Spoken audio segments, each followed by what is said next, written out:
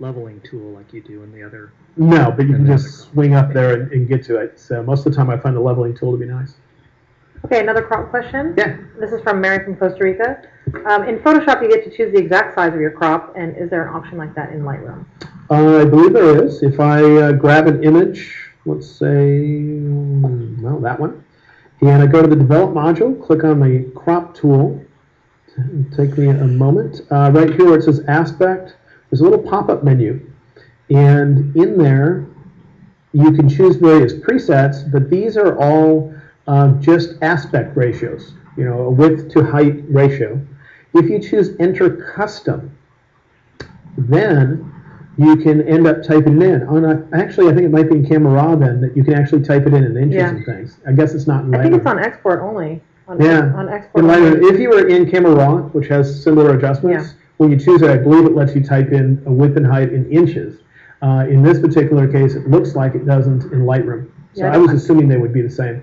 I don't think it does. I was just trying to figure this out the other day, and I'm pretty sure that it is export only. Yeah. So what you can do is just type in the dimensions you want. Let's say it's 8 by 10, something like that.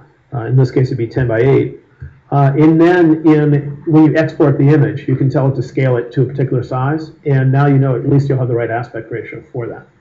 Perfect. So yeah. Okay. Sam Cox had a question about chromatic aberrations. Sure. He asked, do they usually appear in high contrast areas of photos? Is that where we look for them? Oftentimes I find them in things like telephone poles, the edge of them, or like where it touches the sky, or if there's a wrought iron fence or something where there'd be a really dark fence with a light background. Look right where the bright and dark areas touch, and that's where I'll usually see it. I oftentimes find that it's easier to find them near the edge of the frame than if you're looking in the middle of the image. And so if I notice anything off on near the edge of the photo that is high contrast, in that it has a great difference between the subject and background, that's when, you know, like up here, see that great difference in brightness between these two near the edge of the frame?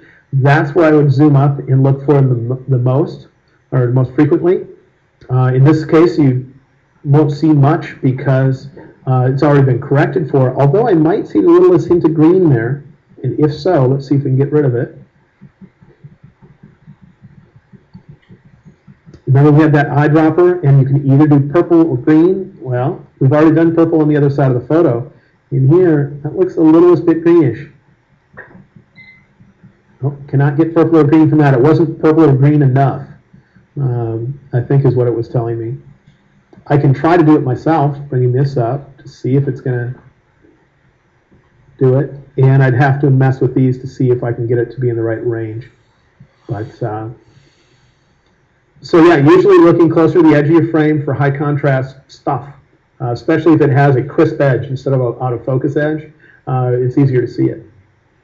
So Jackrabbit Photo had asked, is it possible to make it so the defringe box is automatically checked on all images on import? Yes, you can change your default settings. And so if you're in the Develop module, start with an image that has never been adjusted before so that it doesn't have its adjustment sliders in any odd position. And as long as you've never done it, you might even want to hit the reset button here to just double check that there's nothing on that picture. Then I can come in here and choose Remove Chromatic Aberration, and that's the only change I made to all the settings, no other changes. Then that same reset button that stripped any and all changes to my image off of the picture, if I hold down the Option key, Alt and Windows, it will change to Set Default.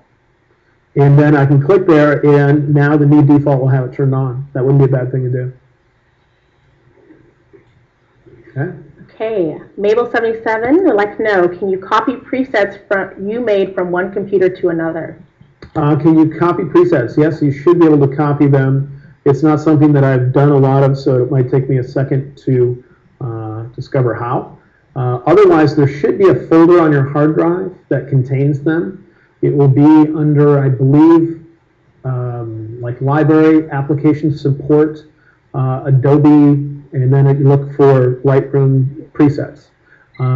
Otherwise, let me just see if there's an easy way. Usually if you right-click, I can import here, but I don't see the choice for save or export. Delete